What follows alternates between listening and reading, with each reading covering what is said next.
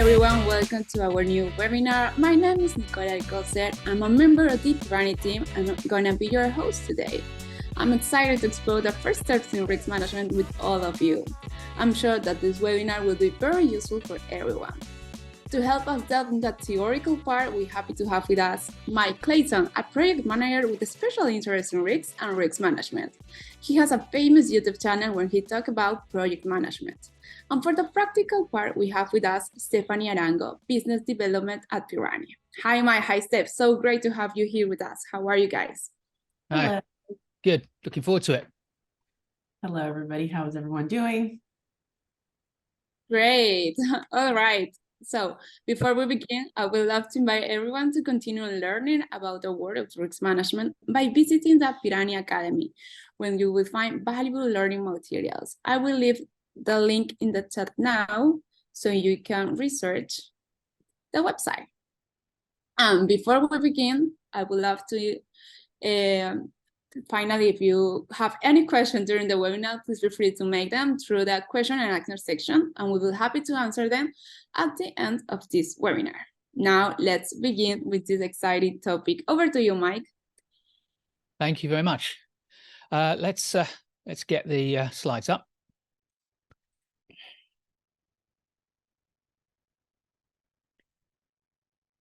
Okay, so we're going to talk about risk management. We've got about 45 minutes from me, and I believe we can answer some questions after Stephanie's spoken. So let's get straight into it. Our agenda. I'm going to start by explaining what risk means. I think there's a little bit of confusion in some people's minds, so let's get our terms understood. And then we'll look at the basic risk management process, and it doesn't really matter where you go, what sector you're in, what geography in, whether you're in corporate risk management, financial risk management, project risk management.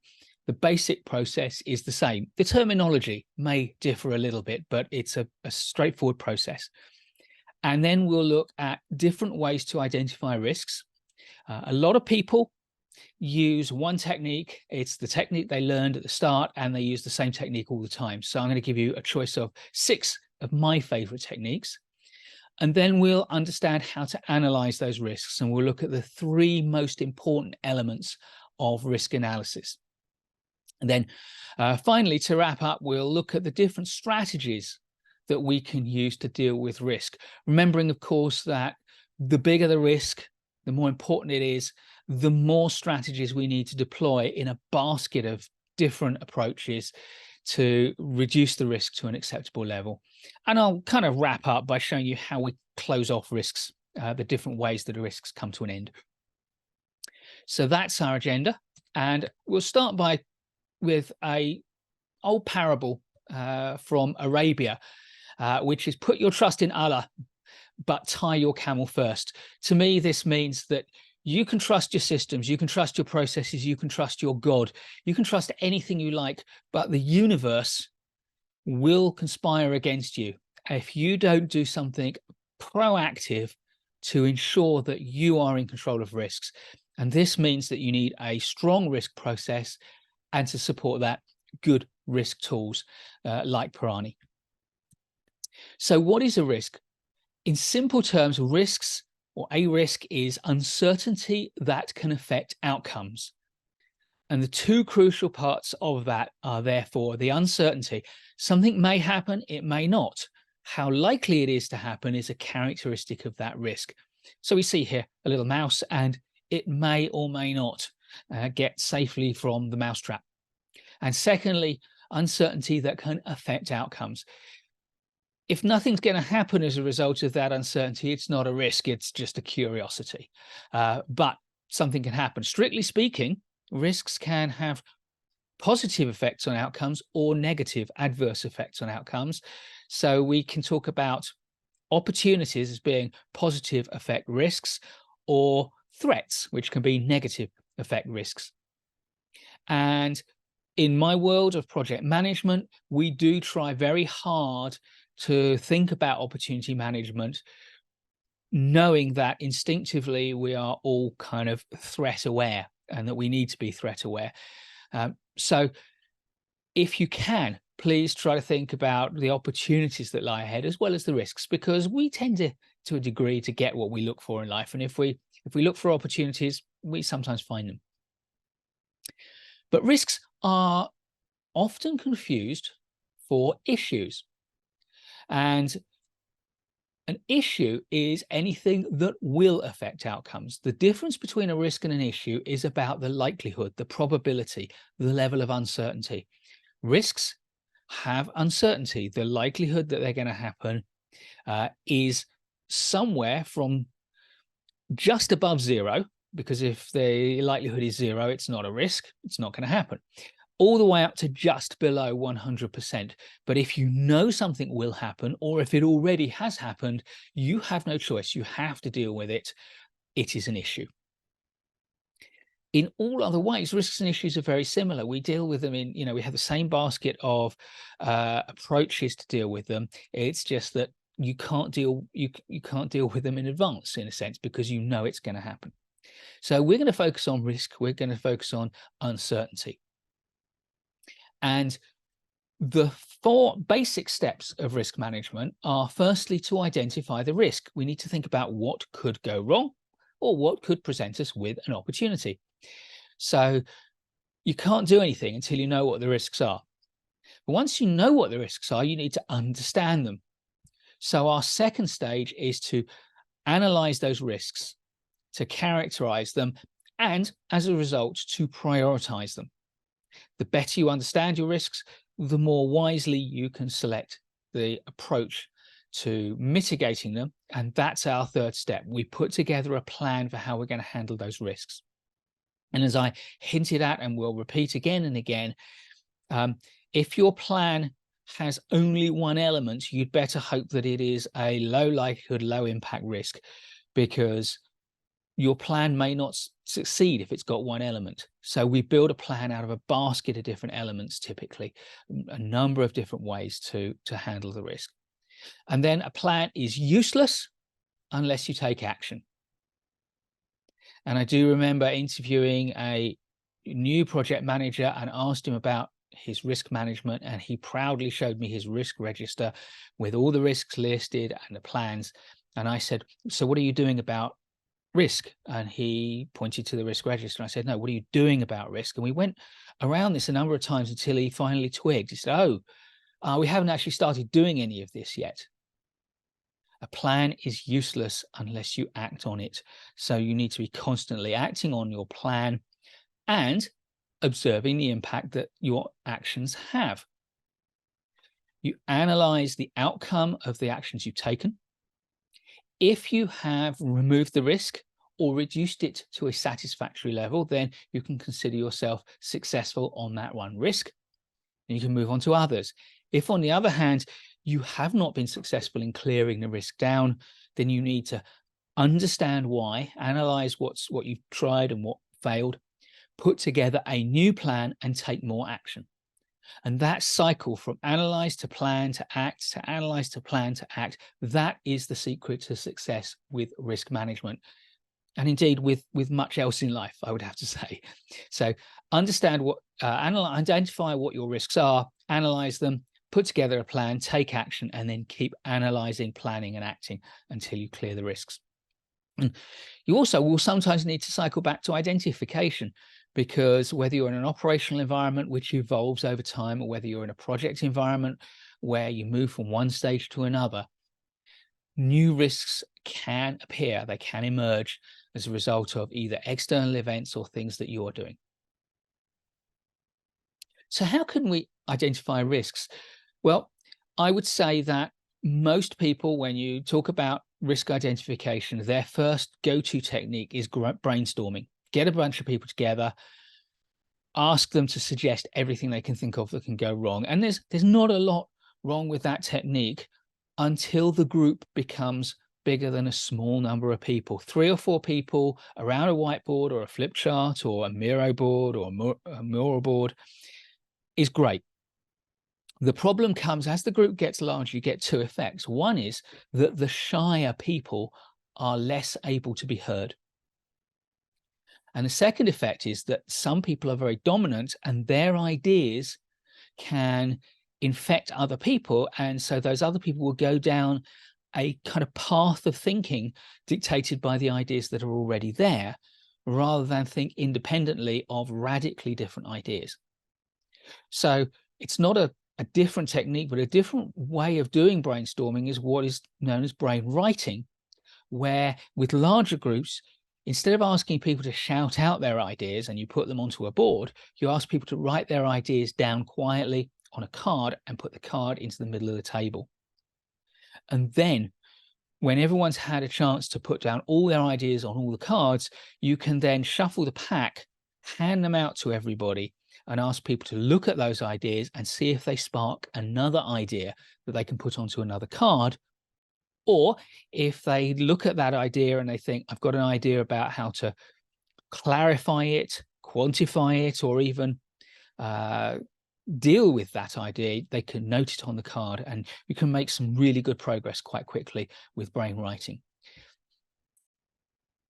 Now, again, this is another little variant on this, but don't we all know somebody who, when you suggest to them that you've got an idea, a new project, a new initiative, you're running a process and you're going to test out a new approach to running the process, their first response is something like, oh, I wouldn't do that if I were you.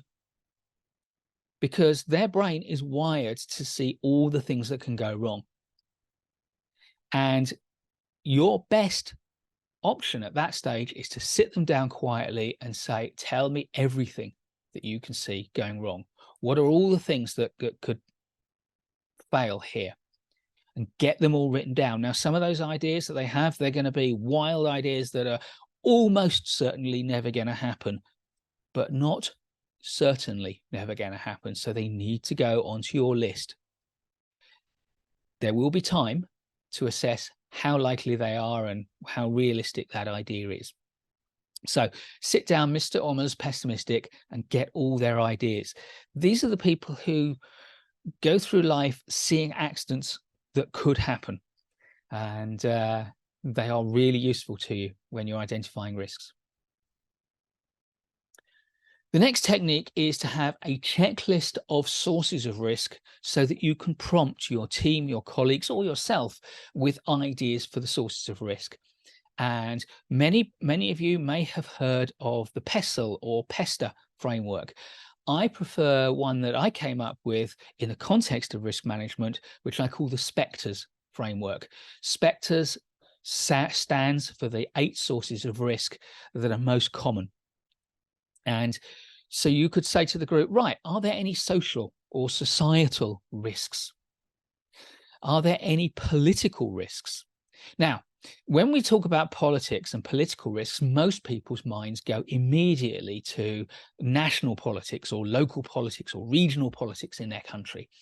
But let's not forget that most of the politics that is going to affect your operations, your organizations, your projects is the politics inside your organization. Whenever there are 2 or more people in a room, there is politics. It's going on all the time. And it's the same with my third source of risk, economics or finance. Again, when I use the word economic rather than financial, people tend to think about governments and economies, national economies. But this is about the finances of your organization, the finances and the budgets for your functional department, your operation, your project. Then there are commercial risks arising from competitors, commercial risks arising from suppliers, commercial risks arising from your customers and clients and the people who purchase, commercial risks from the supply chain. Whatever business you're in, and even if you're in a third sector, not-for-profit organization or a governmental organization, there are commercial risks. Have you got the contracts that you rely on as an organization right? Then there are technology risks. Now, luckily, technology never ever goes wrong anymore. For the last 10 years, nobody has ever experienced a technical failure in any technology. So we can almost certainly ignore that one. Or maybe we can't. Next, we have regulatory risks. So this is about regulation and legislation. It's everything from government and supranational laws that govern the organization, down to the regulations, down to the rules and procedures within your organization. Then we have environment. And again, this could be the big E environmental problems that and risks that your organization may be involved in.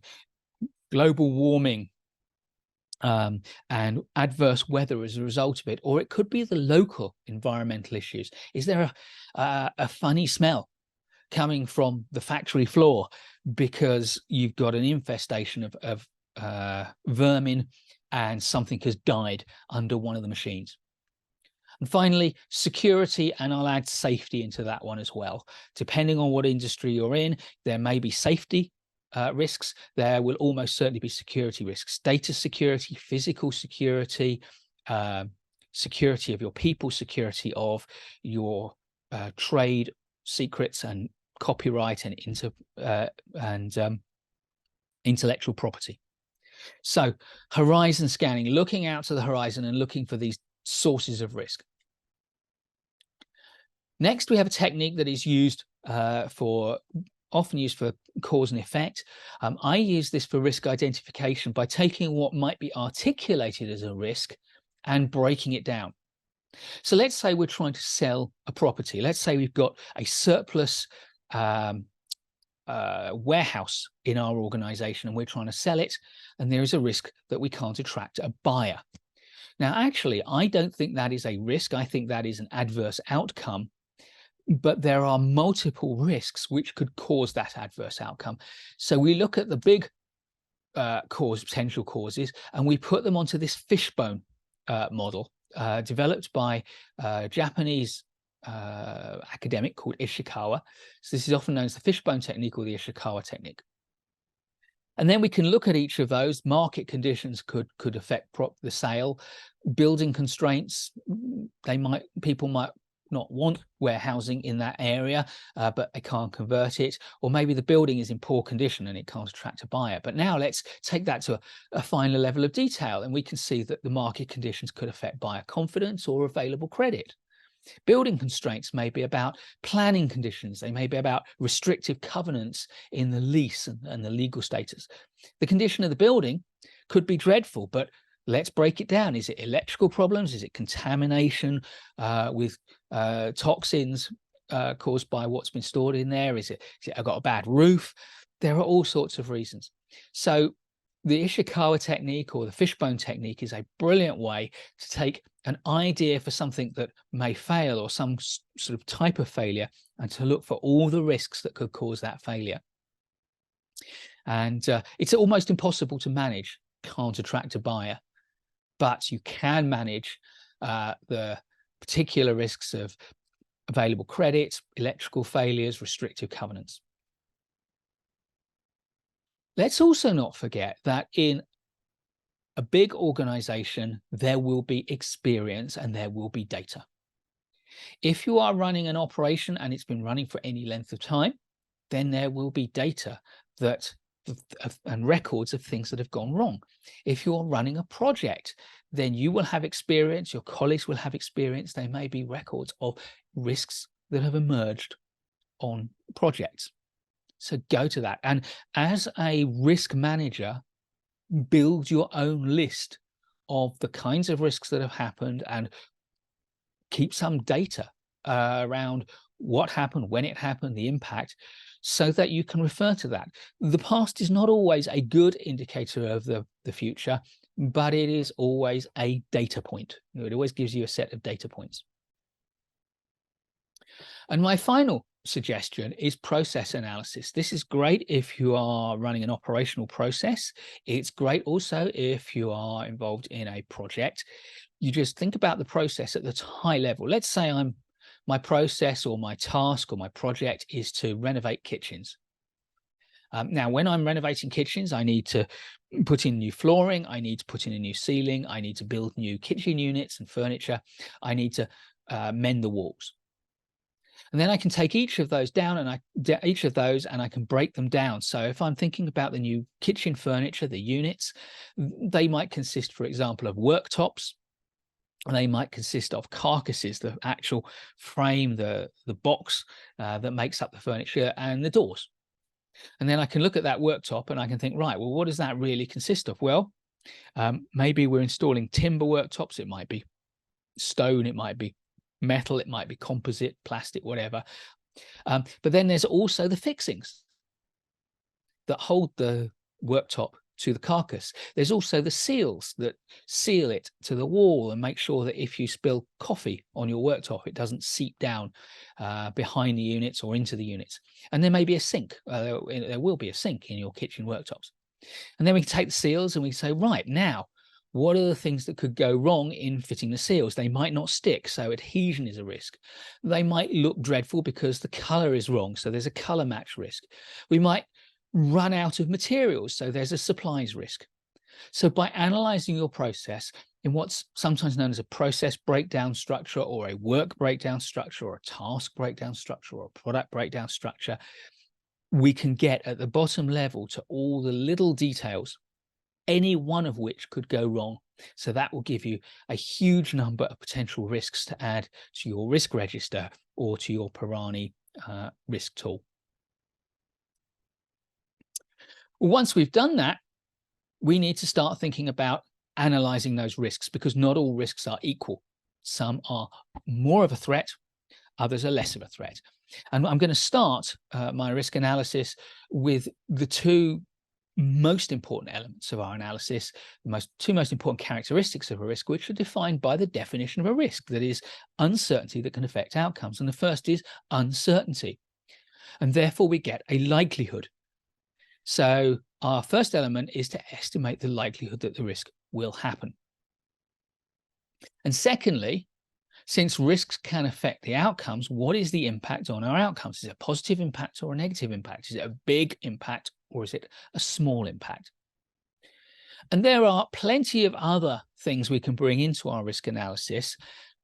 Often likelihood and impact are enough.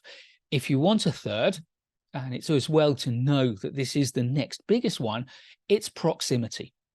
That is to say, if this risk happens, how soon is it likely to happen?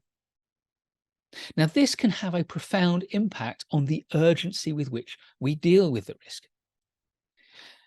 There is a problem with proximity, of course, which means we can be tempted to put off dealing with risks because they're a long way off, even though we know they are high likelihood, high impact risks that we should take very seriously. And the obvious example is the global response to what is almost certainly going to be catastrophic climate change. The likelihood, well, it's no longer even a risk, it's an issue. We know it's happening.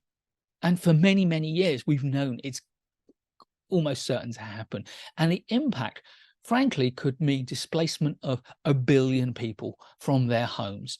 It could be water shortages, it could be death from too much heat, too much cold, from hurricanes and all of that. But the fact is that scientists are telling us if we don't do anything, then it will get really bad by 2050. The problem is, in most countries with democratic elections, politicians are there for 5 years. 2050 is a long way off, and so they don't act with much urgency, and they certainly don't act with the level of effort that you would expect from something that is almost certain to happen and almost certain to be catastrophic. So proximity is a difficult one, but if you are working in an organization with limited resources and a risk arises or is identified on your project or on your process, on your operation, in your function, then you should be looking at, okay, how much time have we got to plan and handle it? And if we've got plenty of time, we might deal with other lower likelihood, lower impact risks first, because they are more pressing. So I leave that to you to judge. By the way, there's also a little effect that's kind of emotional proximity affects our judgment about risks. If we know it's going to affect people around us, we tend to take them more seriously than if it's going to affect people who are, remote from us that we don't know. But that's more an emotional, psychological aspect to risk. Now, I said that likelihood and impact are the most commonly used, most important characteristics, and these are the heart of the most commonly used risk analysis tool. And I've represented it very similarly to the way it's represented in the Pirani tool, so that you'll recognize it if you're a user of the Pirani software. You'll recognize it when you use Pirani software if you decide to sign up for it. And this is a grid which divides impact and likelihood, in this case, to 5 levels for each. And my advice is to be very kind of simple about the way you label them. But the basic thing is, the further you go up this diagonal to the top right-hand corner, the higher the likelihood, the higher the impact, the more adverse the risk, hence the color coding.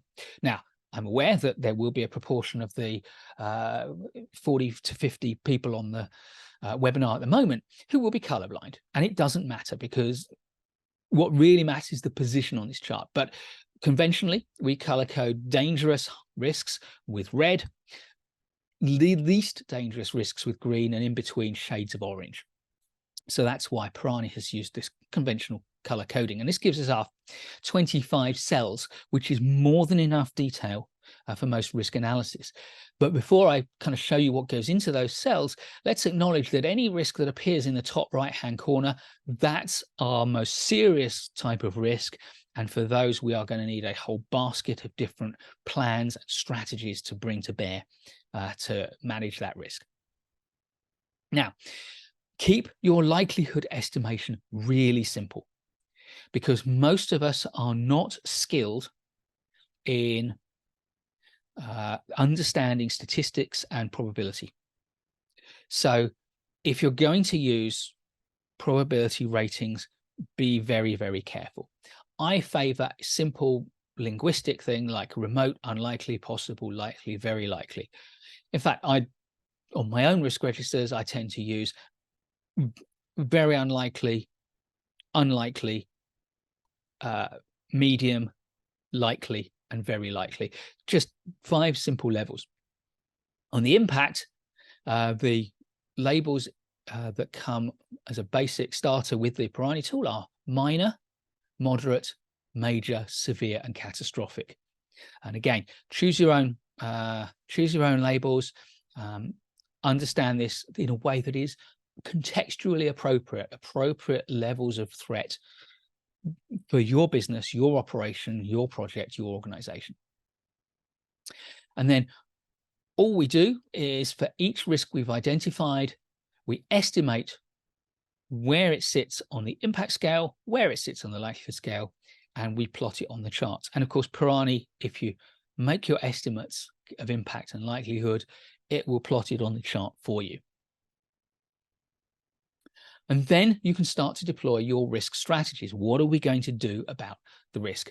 And we build a plan of multiple things we're going to do, and each element of our plan draws on one of these 6 fundamental strategies and finds a way to implement it appropriately for the risk at hand. And the first, and I would say gold standard strategy, is there a way that we can remove the risk in its entirety? Because if we can, that is marvelous. But the reality is that very often we can't. What we can do is to remove an element of the risk or one of these other things. So the next thing we can do is, can we reduce the likelihood? Can we do something that makes it less likely that the risk is going to happen? So this stage, I'm going to introduce an illustration. And for most of us who are attending this webinar today or watching it on replay, the most dangerous thing we do in our own lives is driving. Driving is a dangerous thing. Getting in a car and taking it on a public highway is dangerous.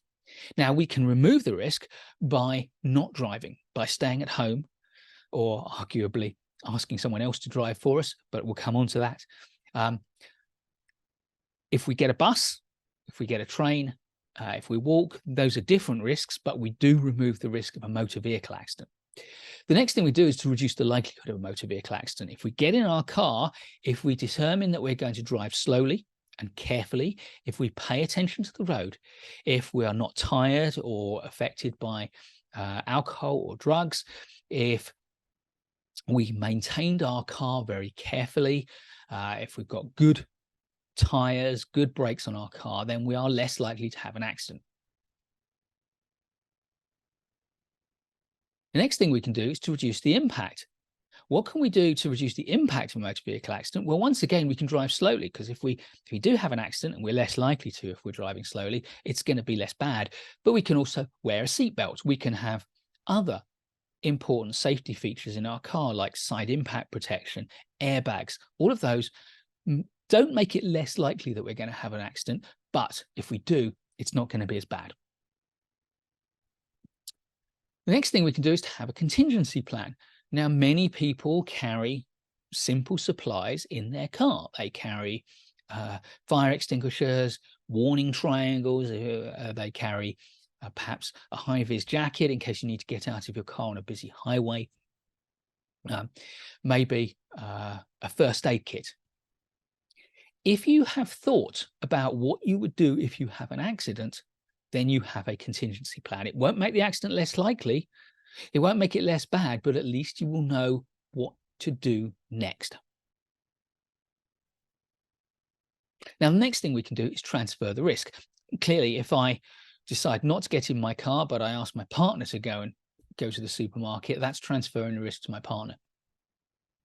As drivers, though, the main way that we transfer risk is through insurance. I have an accident, I might get hurt, but I don't bear the financial consequences because the insurer pays. Now, in the world of business, there are some risks which are insurable, but the commonest way that in business we transfer risk is with a contract. In fact, insurance is just an example of this, but whenever you enter into a contract with a third party to do something, you are transferring the risk of doing that to them. And the assumption is that they are more effective at managing that risk, and that by paying the contract, you're paying partly for them to do the work and partly for them to bear the risk if things go wrong.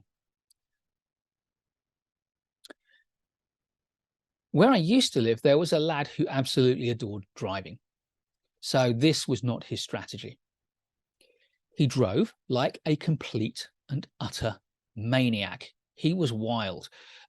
He paid no attention to the road, really, and he drove way too fast, so this wasn't his strategy. And his car was poorly maintained, and I rarely saw him wearing a seatbelt. So this was not his strategy. And when he did have an accident, the gossip around the town was that actually he just got out of the car and ran away, which meant that he didn't really have a contingency plan. And it turned out that at the time of his accident, he was underage. He was not legally entitled to drive. He did not have any insurance, so this was not his strategy. The sixth risk strategy is to accept the risk. Now, I am not suggesting that you do what this 16-year-old idiot did and assume that he will never, ever have an accident, nor, like most 16-year-olds, to believe that you are invincible and no kind of accident is actually going to hurt you. Those are not the responses of a responsible professional like you. However, there are business risks that we take every single day of our working lives.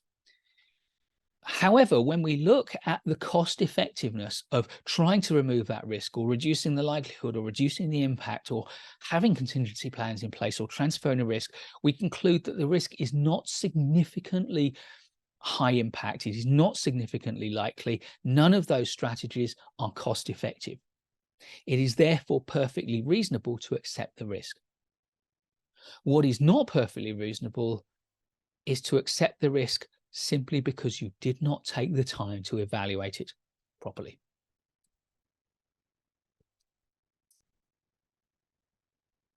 We manage our risks, and then risks close. And sometimes they close for good reasons, and sometimes they close for poor reasons. And there are 4 ways typically risks leave your risk register. Although, strictly speaking, they never leave it, because your risk register is a document of record. It's part of an audit trail. They just get archived. And the first way they get archived is we just delete them. We don't take them out of the risk register. We just put a line through them and mark them as deleted, typically because we realize that what we had down as a risk is not actually the risk, and we want to reframe it maybe as two separate risks, or maybe we want to consolidate two lines on our risk register and recognize they both refer to the same thing. So we're going to create a new risk that contains all that information and delete the two originals. So this is housekeeping. But critically, a good tool like Pirani and any tool that you use needs to have a mechanism to retain the old information but show it as deleted. That way you've got the audit trail and you are fully accountable. The second way risks kind of leave our attention is when we have completed all of our risk management actions and we have concluded there is no longer a threat that we need to manage. The next is when it's outdated. Let's say that we are building a new warehouse and the first or one of the early stages is to pour concrete. Now, we know, particularly in areas with cold weather or exceptionally hot weather, that if you pour concrete and the weather changes suddenly, then the concrete may not set properly. So there is a risk of a weather risk that the concrete won't set properly. However, once you have poured the concrete and it has set and been tested and the engineer has signed it off as solid and ready and a ready foundation for the next stage, you can now cross that risk off your list. It is outdated. And finally, worst case, the risk occurs and you have had to deal with it as an issue and you have dealt with it as an issue. It's no longer a risk. It's happened and hopefully it's dealt with. But those are the four ways that risks are closed and they leave our attention. And the last thing for me to say is quite simply that risk management never stops. I showed you a process which has a loop in it. Whether you are running a project, a function within an organization, a process within a function, or an operation, or a whole business, you have consistently to be working on your risk management. You have to be constantly looking out for new risks, reevaluating the risks you've got, adding strategies, making sure that the people who are assigned the work of acting on a plan in your risk management system are doing so, and getting updates and reevaluating the impact and the likelihood of the risk. It never stops. And that's why, whether it's Pirani or anything else, a homemade tool, you need a good, reliable tool which makes it easier to do than to not do. It makes it possible for people to do it and adds no additional friction and creates a rock solid audit trail so that your business can be sure that its governance obligations are fulfilled. I'll end, if I may, by saying that I have a book called Risk Happens. It's in its second edition. It's available from Amazon, either as a paperback or as a Kindle. I will put a link in the chat in a moment. So if you like my ideas about risk management, please do consider buying that. But I'm going to thank you and point out that Nicole will be facilitating some questions and answers later, I think after Stephanie has spoken. So please do pop your questions into the Q&A section. And I know Stephanie and I are eager to answer your questions. But I'm going to hand back to Nicole for the next stage. So let me just clear this out. If I can find out how. Where's my... Thank you so much for your great explanation. I see there are some questions and we'll go back to them when we finish the practical part. Now, I left the link in the chat so you can access to the Pirani tool where you can do the practical exercise with Steph. With this link, you will be able to access for free to our software. Now, go ahead, Steph. Yep, just testing. Do you guys hear me? Sure. See. Yeah. Okay, great. Perfect. All right. Well, good morning, good afternoon to everybody, wherever you may be in the world. So I'm Stephanie, and today I'm going to be showing you a little bit about what our Pirani solutions are. So to be specific, the one that I'm showing you right now is the operational risk management. So all the information that Mike just provided us, and now let's see how we're going to kind of integrate that with the article part. So technically here as a risk officer, you would go in here on your operational risk management. We have different solutions here, as you can see. So we have compliance, we have ISMS, and AML as well. For the purpose of today, we'll just do operational risk management. So here, originally, you're going to see your dashboard. This is what you would see as you go in here after you guys register, which I hope you guys are doing right now. So you can follow along. So this would be your risk heat map. So your risk heat map is going to show you a lot. Hold on. Let me press here. Here we are. Okay. And then typically you always want to go over here to kind of like just select these. So that way you're only showing your operational risk management. So this is what your heat map would look like. This is after the fact of inputting all your processes, your risk, etc. So let's go back to step 1. So this is our process area. So here you would kind of start, well, what are some processes that I want to create? So to make this a little bit more engaging, a little bit more fun, what I like to do is ask the audience right now. I can imagine a lot of you guys are all risk managers or chief compliance officers or somewhere in the compliance department. So what would be like a process that you guys typically would input on your everyday or day-to-day operations? If you guys want to write that in the chat, so I can go ahead and create one so that way you guys have an example of what it looks like. I'll give you guys a couple of minutes. Obviously, as you can see, we already have a lot of processes here. So let's see, does anybody want to give me a process to kind of make this more engaging? I'll wait. Okay, cool. I will go on. So let's see, let's start off like, let's say you want to talk about, okay, here we go. Temperature monitoring or processing customer payments in a banking setup. Okay, so let's see. We can create a process here, right? So let's start off with Naisha John. Hi there, Naisha. Nice to see you again.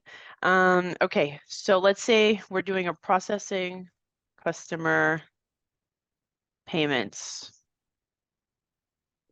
Testing the software for customers, temperature monitoring. We'll go with processing customer payments. So what type would this be? Would this be a mission? Would it be a strategic, or would it be a supporting idea for your process? So what would you guys want to say this is? Strategic or supporting? And then here we would add, is it a microprocess, is it a process, or is it a sub-process in the category of the type of processes that you're doing? So let's say it's a strategic one, right? And then the category, it's going to be a process. Here, you'll have a little bit, and obviously all these things here that you guys are seeing, these are all editable. Like you can go back to the system and edit and put in your own your own names, as opposed to like having a legal process or technology. You can make up your own. So it could be like a sales process or security information. For this purpose, let's say, I guess, management process, right? Because we're trying to manage all the customer payments and things like that. Here you would write like a short description on exactly what that process is. So you'll go ahead and create it. So you'll have it here. And then now you can go here to your risk. So now, once you're done with your process, then you want to create a risk. If it loads, give me 2 seconds.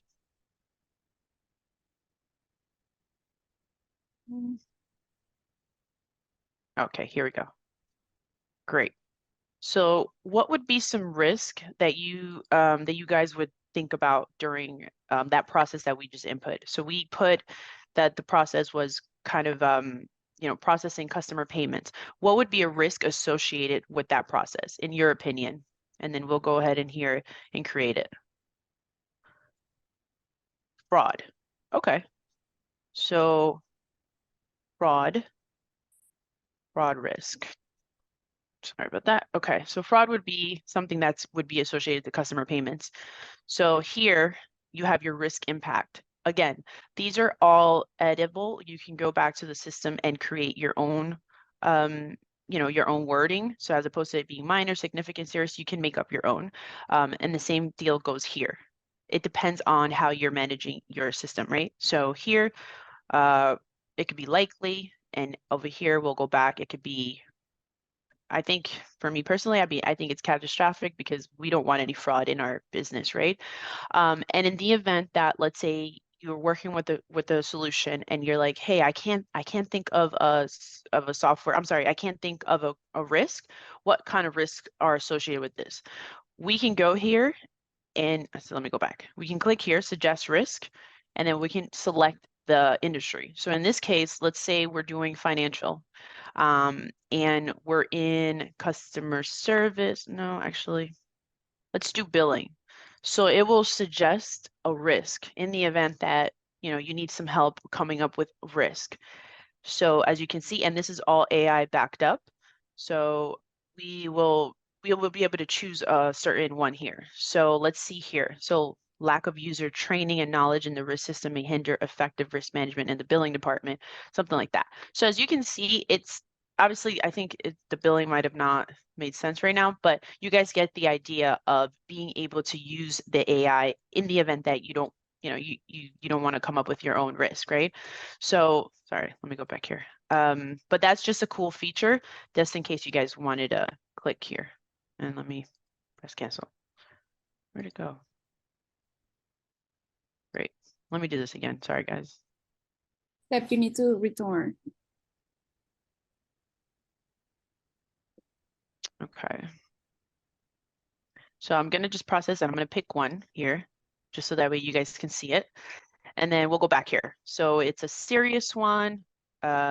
It's very likely. And again, you can input your description, things like that. And then here, once again, this is all edible. You can add on your own ways of figuring out what kind of risk this is. So does this risk affect continuity of your business? No or yes. Evidence and risk treatment. What are you going to do? Are you going to mitigate it? Are you going to accept it? These are all the risk treatments, right? So you create it. So now once that's getting done, and as you guys, as this loads up, if you guys have like any questions on this specific part, go ahead and feel free to write them in the chat. I can address them as well. So far, once this loads, we've been doing processes and we've been doing risk. Okay, great. So now that we did our risk, we're gonna kind of do like our controls, right? So what would we be doing on our control set? So here, we'll go back here and create a control. So what would be a control to mitigate that process and that risk that we just did? So to kind of go back, we were doing processing customer payments, and then the risk was fraud. So what would be a control that you guys see or would potentially do on your everyday or day-to-day operations?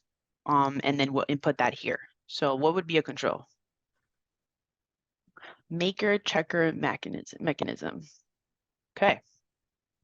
Anti-fraud control. Got it. Okay. I'm not sure what maker checker mechanism is, so I'm going to go with anti-fraud control. So let's see, anti-fraud control. Okay, cool.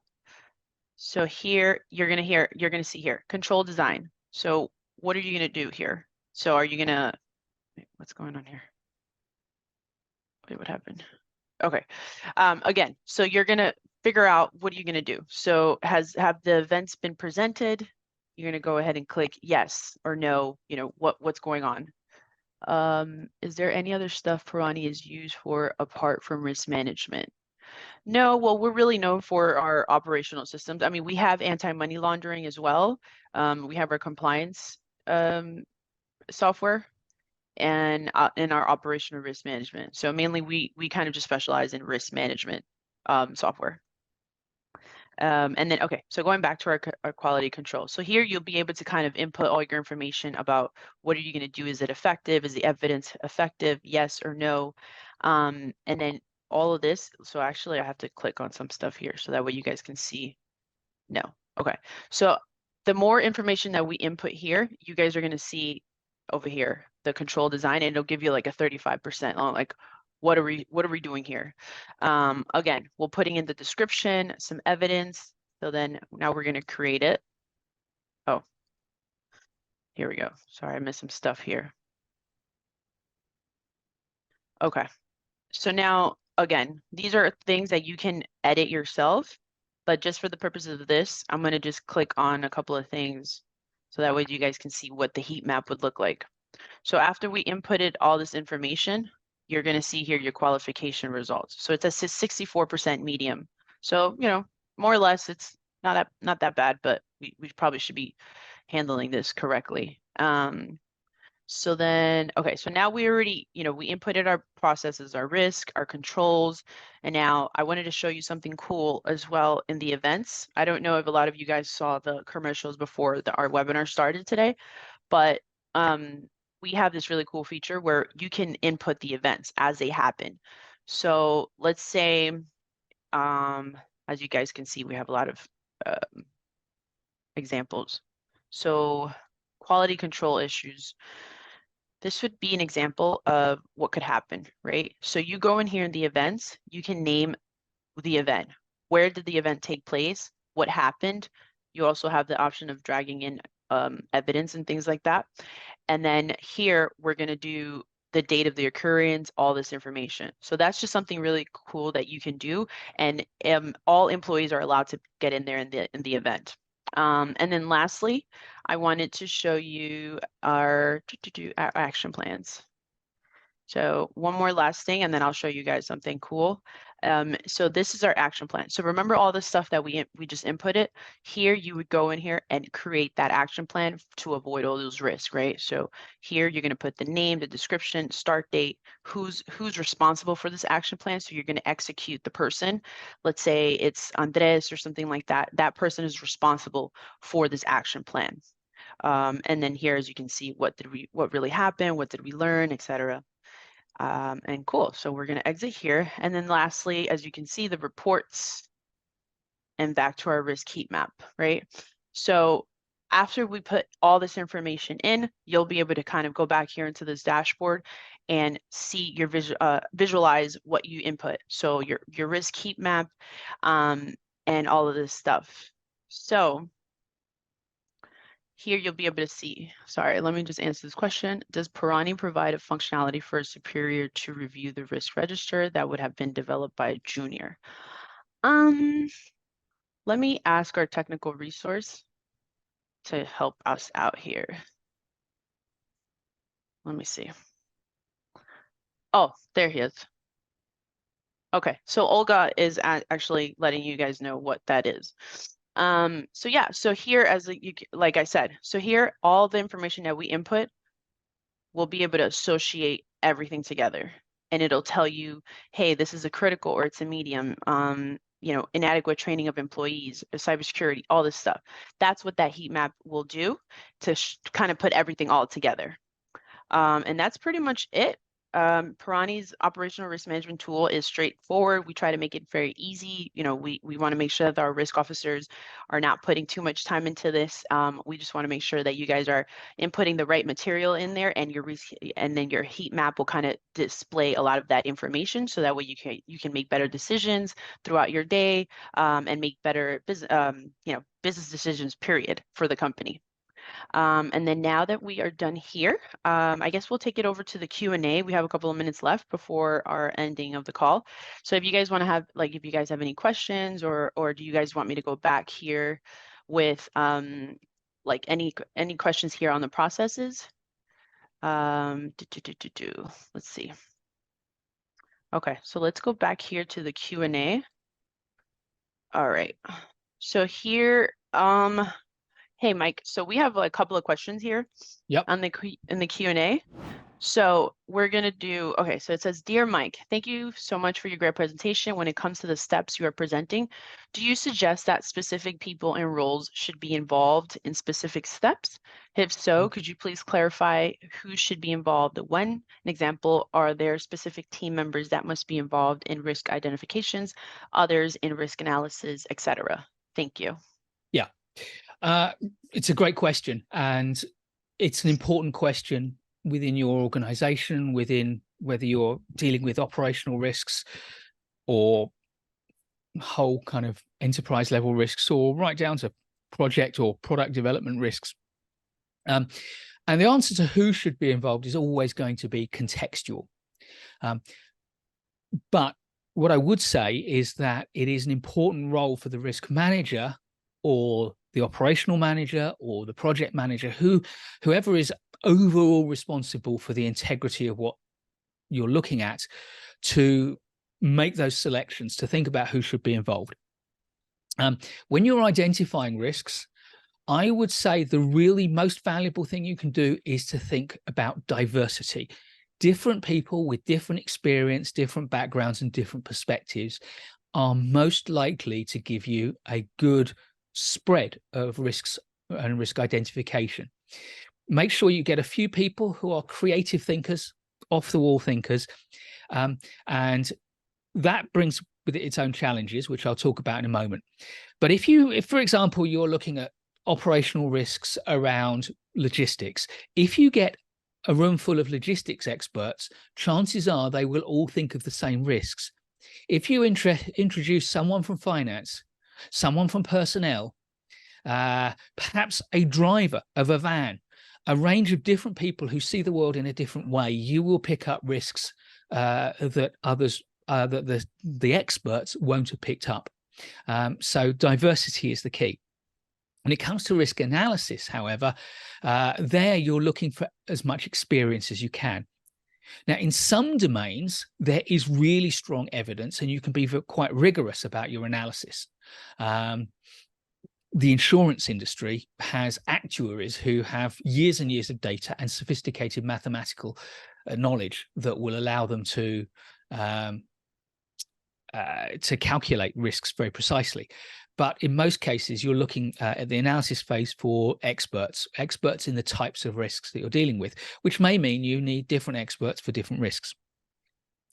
And then when it comes to actually managing and handling the risks, well, when it comes to planning the risks, you need experts in the operations and the technical areas where the risk falls. And those same experts are likely to be the same pool of people that you're going to ask to implement them. You need people who understand the domain, understand the task at hand, and are good at doing things.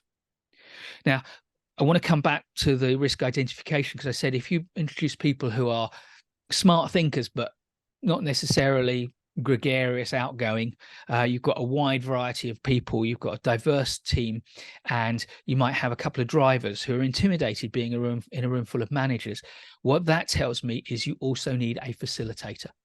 When you're trying to create a constructive, creative discussion where everyone participates, you need a facilitator to make sure everyone is heard and to control the process. So there's different stages in the process with different needs. I wonder, Stephanie, if we can kind of clear the screen for the moment so people can actually see us as we're talking to them. That's perfect. Yeah. Great. Okay, so we have one more, like two more questions actually. So there's someone earlier in the chat had said, remove the risk. Do you mean the cause of risk, not the risk? Good question. Yes. Usually the best way to remove the risk is to remove the cause, because if the cause isn't there, the risk can't happen. If you don't remove the cause, then the risk can happen. So yes, remove the risk is a shorthand for taking away the cause of the risk. Actually, I saw another question in the chat, which I think was around the time I was talking about risk identification, which said what works best, but didn't say the context. But I think it was around the time I was talking about risk identification. First thing I would say is rarely in life is there ever a best. There are just good options for the context. And so when, you know, the type of people you're working with, the style with which you like to work, and perhaps the context will dictate which ones are likely to be more successful. The other thing I would say is you can combine things. For example, if you're brainstorming and people start to dry up, then you can prompt with the Spectres framework. If you're brainstorming, someone suggests a really good problem, but it's so big that you can't get your arms around it, then you can use the Ishikawa or the fishbone technique to break it down. If, on the other hand, you've got a huge amount of data and an expert who likes going through data, then give them the data and let them do that. If you're working on your own, then a process model might be a good way to supplement your own individual brainstorm. So don't think in terms of best, think in terms of optimal combinations of tools, because if you've only got one tool in your toolkit, then, you know, if you've only got a hammer in your toolkit, everything looks strangely like a nail. If, on the other hand, you've got a range of different tools, then if the tool you're using doesn't work, you can pull out another one and try something else. Thank you, Mike. Okay, we have a couple more questions and then we'll be done here. So just one last, how to reduce subjectivity in risk analysis and evaluation? You can't. I mean, there is, unless you actually have solid data, and a lot of business operations people don't have that solid data. A lot of project people don't have that solid data. Even a lot of financial risk managers don't have a lot of solid data. And human beings are kind of programmed with all these mental heuristics that mean that we tend to get risk estimation wrong, particularly estimation of likelihood. So I say don't try to eliminate it. It'd be nice if you could, but recognize that it's there, and deal with it through a couple of techniques. One is get different opinions. If, let's say, the three of us on this call, you know, Stephanie, Nicole, myself, we all estimate the scale and the impact and the likelihood of the risk. If two of us get a similar answer, but someone else gets a different answer, let's have a conversation, because maybe Nicole sees the world in a different way and she's got an insight that is different to Stephanie's and my insights. And we may or may not, as a group, agree she's seen the world correctly, but we will learn from discussing the differences of point of view, which is another reason why diversity is so important in any management discussion. Secondly, don't try to be over precise. If you don't have the data, then you cannot be precise with your estimates. So be deliberately vague. Use language like low, medium, and high likelihood, rather than trying to say, okay, well, we'll call it, we'll estimate 80% or we'll estimate 60%. Because let's face it, a lot of organizations will say, well, you know, a very low likelihood risk is 20%, and then it's 40 and 60 and 80. Now, if there was a 20% chance you got hit by a car every time you cross the road, you wouldn't say that's a low likelihood risk. You'd say that's a high likelihood risk. So, you know, the context is everything. So get away from that subjectivity by owning it. Own up to the subjectivity.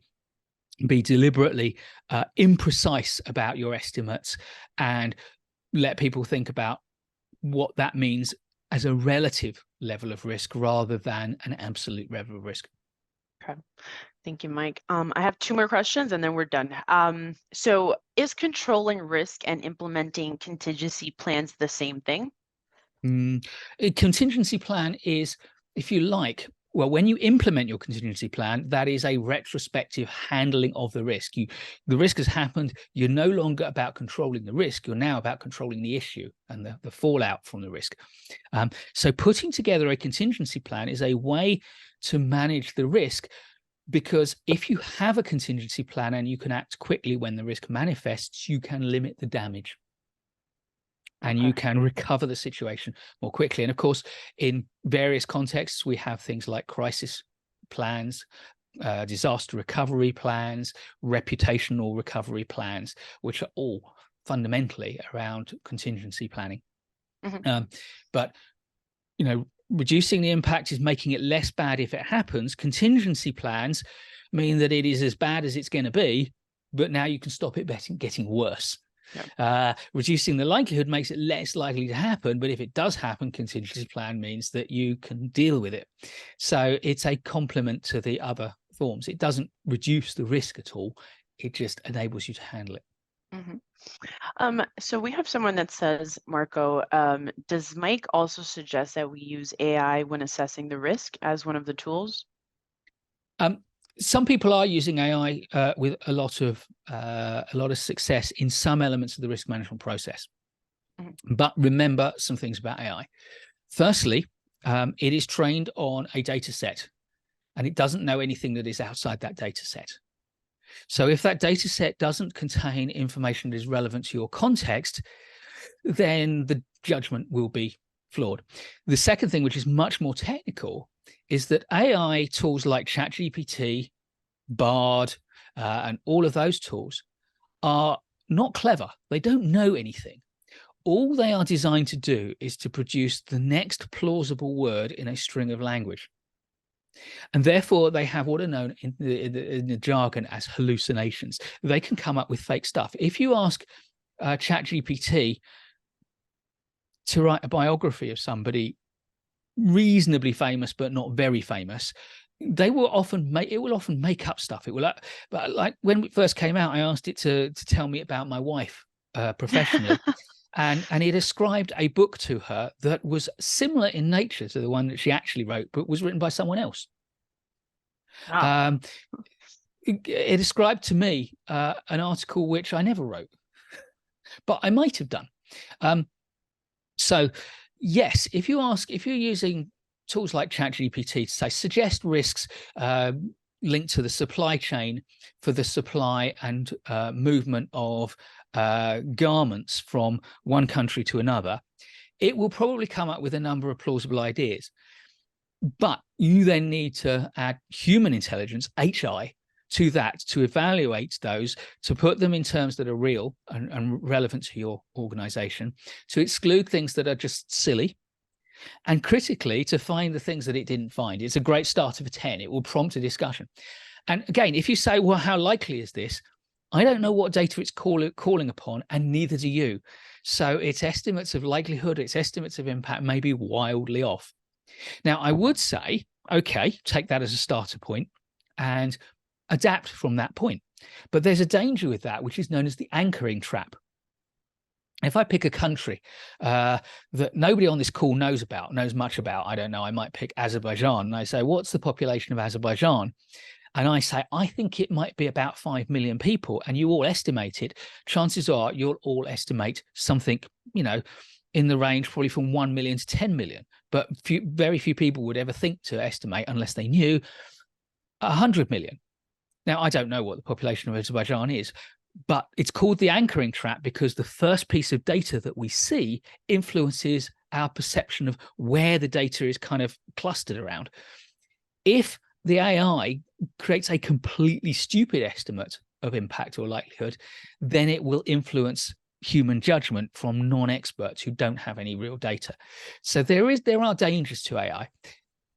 It's the fastest growing area of human endeavor that most of us touch upon day to day. So things will change. And my answer may be very different in a year's time or 2 years' time or 3 years' time. And I noticed that ChatGPT came up in your presentation, Stephanie. So you might want to add something on how it works. But organizations like Pirani in all sorts of sectors, producing software for all sorts of purposes, are bringing in these tools and finding ways to use them, evaluating them, and updating the way that you implement them as you go. I don't think Pirani is any different, but I'd be interested to hear, what you can tell us about the way that ChatGPT is implemented in Pirani and how it's used. So we're going to do one last question because I know we're running on time. So the last question is going to be, I'm not sure who wrote this, but he says that he's responsible for IT, HR, and account risk for his European client. Could you please share some light on that? That's what they said. Okay. Well, certainly for you, if you're responsible for those 3 very different areas of risk, IT, HR, and I assume by account risk, you mean account management, you need to be having separate sessions with your IT experts, your HR experts, and your account experts to identify the risks and to think about evaluating them and putting together plans. I would say you need to be delegating the management of those risks through those different functional lines. I would be certainly coding those up as separate kind of areas of risk in whatever tool you're using. Pirani allows you to kind of classify risks and segment them, and that would be a very wise thing to do. That way you can monitor them separately. I don't think there's a lot of value in kind of comparisons and saying, well, the IT function has more risks than the HR function, because it probably does, because it's got lots of different units. And unless you consider that the HR risk for each individual is a separate risk, that's almost certainly going to be true. But then the HR risks are potentially, in some organizations, much bigger than IT risks. People can get injured in some factory contexts in ways that dwarf the impact of the IT risks. Losing a key account for a business that has only a small number of accounts can be crippling financially for the business. And where are the reputational risks? Because those can be big. Are they in the account, the HR, IT? Probably in all of them. So it's a very general, open kind of question. I'm not really sure what exactly you'd want to know, but certainly if you want to kind of follow up, I put my LinkedIn thing in the chat stream. If you want to connect with me on LinkedIn and ask me the question, I'm always open to, if you've got a specific question on that, or pass it through to Nicole and Stephanie, and they can pass it on to me. Great. Thank you so much, Mike. I really appreciate it. And I hope we answered everyone's questions. If we didn't answer any questions, feel free to email us or, find us on LinkedIn, and then we will answer them. Thank you so much, Mike and Steph, for your valuable participation in this webinar. Finally, I would love to invite everyone to participate in a short survey that will appear with the meeting's end. This will help us a lot to continue improving our webinars. And don't forget to subscribe to our YouTube channel, where you can learn more about risks with our videos. Thank you so much again, Mike, Steph, for this time, this space with us, and for all our participants. See you next week and on Risk Management School. Bye-bye.